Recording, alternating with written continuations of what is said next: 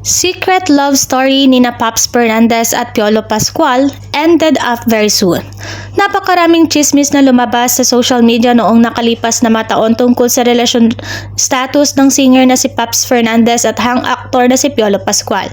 Gayunpaman, walang sinuman mula sa press ang maaaring kumpirmahin ito dahil ang parehong mga celebrity ay nag-aatubili na pag-usapan ang paksa sa panahon ng mga panayam. Natuloy ang espekulasyon tungkol sa relasyon ni Pops Fernandez kay Piolo Pascual at sa wakas ay kinumpirma ng singer na ex nga niya si Piolo. Ginawa ni Pops Fernandez ang mga revelasyon na ito sa kanyang Jojowain o Trotropahin Challenge kasama mga kaibigan na kanyang YouTube channel. Sa laro, kailangan magpasya si Fernandez at ng kanyang tatlong kaibigan kung mas gusto nila ang isang lalaki bilang kapareha o kaibigan. Isa si Piolo Pascual sa mga aktor na binanggit sa laro. Ipinunto ni Pops Fernandez na mas gugustuhin niyang maging boyfriend ng aktor dahil may history na sila. Na jowa ko na siya, so jojowain. Jowa lang ha, boyfriend ko siya dati. Kaya pipiliin ko ang isang relasyon parang boyfriend lang, sabi niya. Nagsimula ang kanilang pagkakaibigan nang mag-co-host sina Pops at Piolo sa Sunday show na ASAP sa Kapamilya Channel.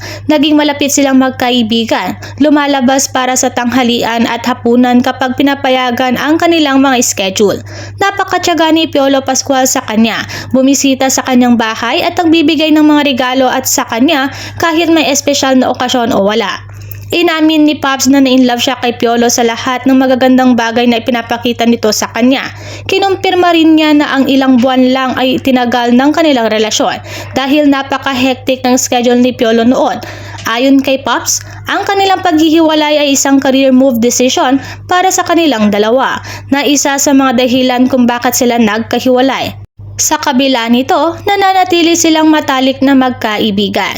Ipinaliwanag ni Pops Fernandez ang kanyang napili na binanggit na ang ex-boyfriend na si Piolo Pascual kaya mas pinili niyang manatiling kaibigan nito. Hindi nga, friends. Bakit? Ex ko na siya, so friends na tayo. No, really, friends. Why? He's already an ex, so let's be friends. Si Pops Fernandez na tinaguri ang concert queen ay dating kasal sa kapwa singer na si Martin Rivera. Ang kanilang kasal ay pinawalang bisa noong 2000, ngunit nananatili sila na mabuting kalagayan habang tinutulungan ang kanilang dalawang anak. Si Pops Fernandez ay nakipag-date sa aktor na si John Marie Iliana at isang modelo. Samantala, madami naman sa mga netizens ang nag-react sa naturang pahayag ni Pops Fernandez at sa chikang ito at di nila inaakalang may past relationship pala sila ng hang actor na si Piolo Pascual. Kaya naman umani ito ng samot-saring reaksyon.